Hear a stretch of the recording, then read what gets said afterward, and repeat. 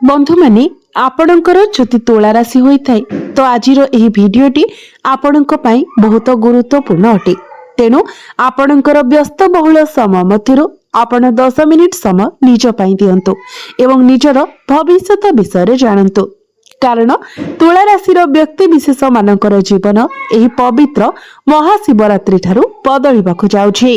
आपणक जीवन रे एक बहुत बड़ परिवर्तन हेबाकु जाउछि, जहा फलरे आपणक जीवन रे चलीथिबा समस्त दुख कष्ट एवं समस्यार अंत हेबाकु जाउछि एवं पुनर्बार एही महाशिवरात्रि ठारू आपणकर जीवन को खुशी फेरिबाकु जाउछि।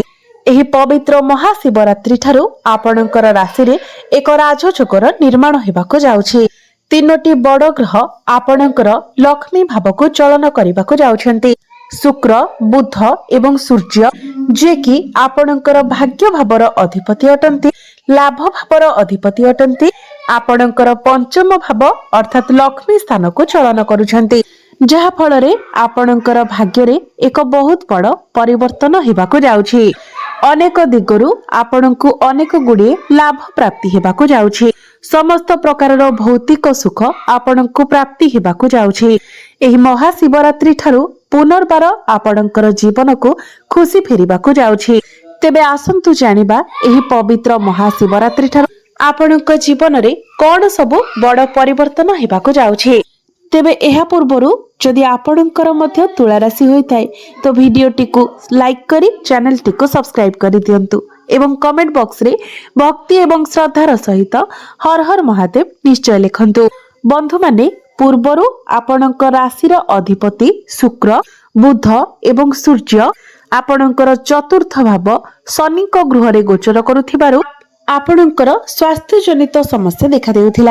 आपणकर कर्म क्षेत्र रे समस्या देखा देउथिला। आपणकर धन जनित समस्या देखा देउथिला। आपण ऋण करज करिथिले किंतु ताको सुझिबाको आपण सक्षम होई पारु नथिले। आपण जेउ बे कार्य रे हाथ देउथिले सेथिरे आपणको सफलता मिली पारु नथिला। आपणको उपरे ऋण करजर भार बढ़ी बढ़ी चलीथिला। आपणकर घर परिवार रे खुशीर वातावरण नथिला। मानसिक चाप भितरे आपण रहुथिले। शिक्षा क्षेत्र रे समस्या देखा देउथिला। आपणकर अननेसेसरी खर्च हेउथिला। समाज रे आपणकर मान सम्मान नथिला। आपणको चाकरीटिए मध्य प्राप्ति होई पारु नथिला। संतान संतति पई आपण चिंतित थिले।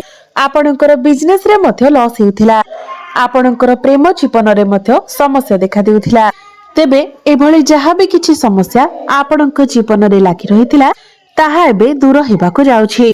एही महाशिवरात्रि ठारू आपणक जीवन रे पुणी थरे खुशी फेरिबाकु जाउछि। आपणक जीवन रे नूतन सूर्योदय हेबाकु जाउछि।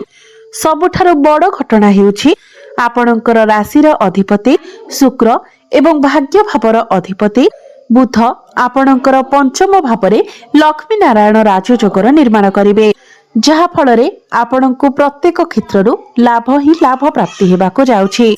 विशेष करी प्रेम जीवन रे आपणको सफलता प्राप्ति हेबा। शुक्र हेउछन्ति प्रेमर कारक ग्रह।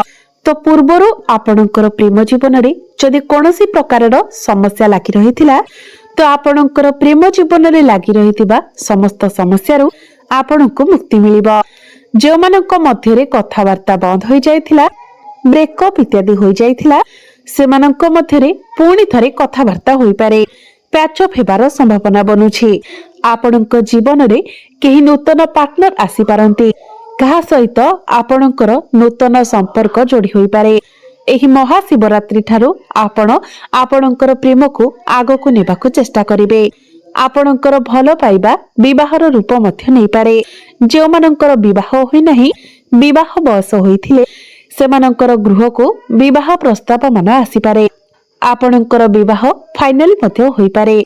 आपणकर पंचम भावरे शुक्र गोचर करुथिबारु एवं पंचम भाव उपरको गुरुंकर दृष्टि रहुथिबारु आपणको संतान सुख प्राप्ति हेबा। नूतन गर्भ धारण करिबा पई एही महाशिवरात्रि परर समय आपणक पई बहुत अधिक शुभ रहिबा। आपणकर घर परिवार रे हस खुशीर माहौल लागि रहिबा। संतान सुख आपणको प्राप्ति हेबा।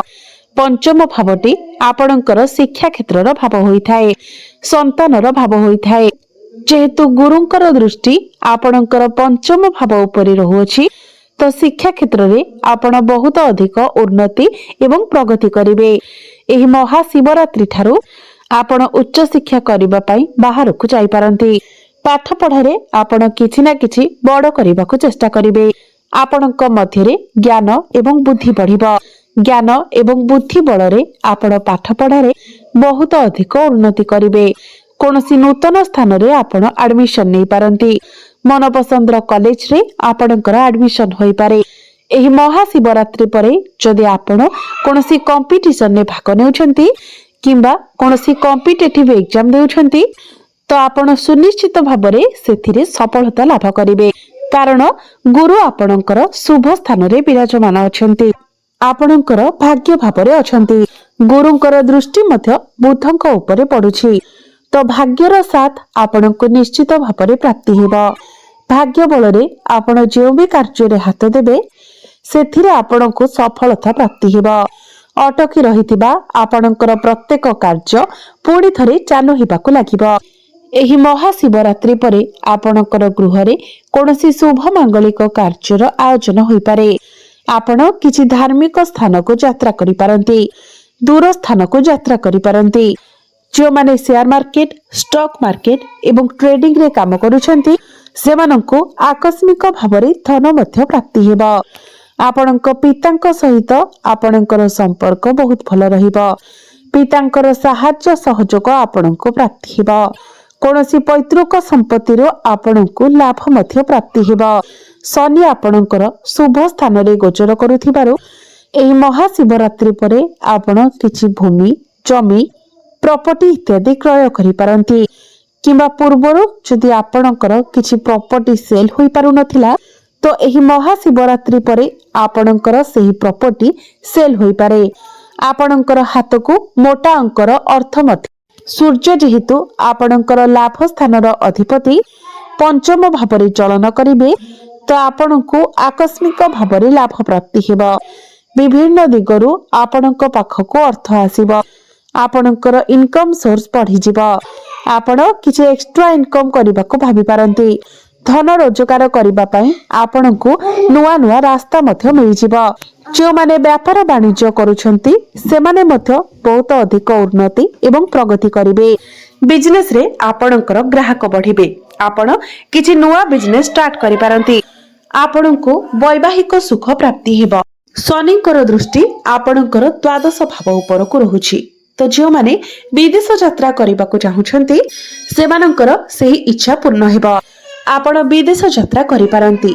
जो माने हॉस्पिटल लाइन ने अछंती मेडिकल लाइन ने अछंती सेमानंकु शुभ फल प्राप्ति हेबो। एही समय आपणकर खर्च मध्य होई पारे। जेतु शनिकर दृष्टि आपणकर द्वादश भाव उपरे रहुछि आपणकर इनकम तो हेबो किंतु सेही अनुसार आपणकर खर्च मध्य बढ़ी जिवो। एही महाशिवरात्रि परे आपणकर डेली इनकम बढ़िबो। आपणकर फाइनेंशियल ग्रोथ हेबो। शनि आपणकर षष्ठ भावरे थिबारु जदि आपणक उपरे कोनोसी ऋण करज थिला आपण ऋण करज भाररे फसी रहिथिले ऋण करज को सुझिबार बाट पाउनथिले तो एही महाशिवरात्रि परे समस्त ऋण करज को सुझिबार बाट आपणको मिलि जिवो। समस्त शत्रु मानक ठारू मध्य आपणको मुक्ति मिलिबो। गुरुंकर दृष्टि तृतीय भाव उपर को रहुथिबारु जो माने ऑनलाइन क्षेत्र रे काम करूछंती डिजिटल मार्केटिंग रो काम करूछंती फाइनेंस क्षेत्र रे अछंती ट्रैवल एंड टूर रो काम करूछंती कंस्ट्रक्शन रो काम करूछंती टेक्निकल फील्ड रे अछंती आईटी सेक्टर रे अछंती सेमानंको अनेक शुभ फल प्राप्ति हेबो। जेहेतु आपणक राशि रो अधिपति शुक्र पंचम रे शुभ स्थान रे गोचर करूछंती पूर्वरु लागि रहितिबा समस्त स्वास्थ्यगत समस्या रु आपणको मुक्ति मिलिबो। आपण निजको स्वास्थ्यवान अनुभव करिवे। कर्म क्षेत्र रे मध्य आपण बहुत अधिक उन्नति प्रगति करिवे। अनेक गुडिये ग्रह शुभ स्थान रे गोचर करूथिबारु आपणकर प्रमोशन रो जोग मध्य बनुछि। आपणको नूतन कर्म प्राप्ति हेबार जोग बनुछि। कर्म क्षेत्र रे आपणको सम्मानित करा जाय पारे। जो मानक पाखरे चाकरी नथिला सेमानंकु नूतन चाकरी मध्य प्राप्ति होई पारे। ऊपर ऑफिसरंकर सपोर्ट आपणको प्राप्ति हेबो। सूर्य आपणकर भल स्थिति रे थिबारु ଆପଣଙ୍କୁ ସରକାରୀ କ୍ଷେତ୍ରରେ ଭଲ ଲାଭ ମଧ୍ୟ ପ୍ରାପ୍ତି ହୋଇପାରେ। କୌଣସି ଏମଏନସି କମ୍ପାନୀରୁ ଆପଣଙ୍କୁ ଜବ୍ ଅଫର ମଧ୍ୟ ଆସିପାରେ। ଆପଣ ଆପଣଙ୍କର କର୍ମକୁ ନେଇ ବାହାରକୁ ମଧ୍ୟ ଯାତ୍ରା କରିପାରନ୍ତି।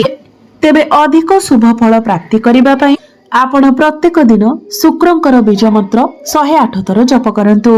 ପ୍ରତ୍ୟେକ ଦିନ ସକାଳୁ ଆପଣ ଓಂ ନମଃ ଶିବାୟ ମନ୍ତ୍ର 108 ଥର ଜପ କରନ୍ତୁ।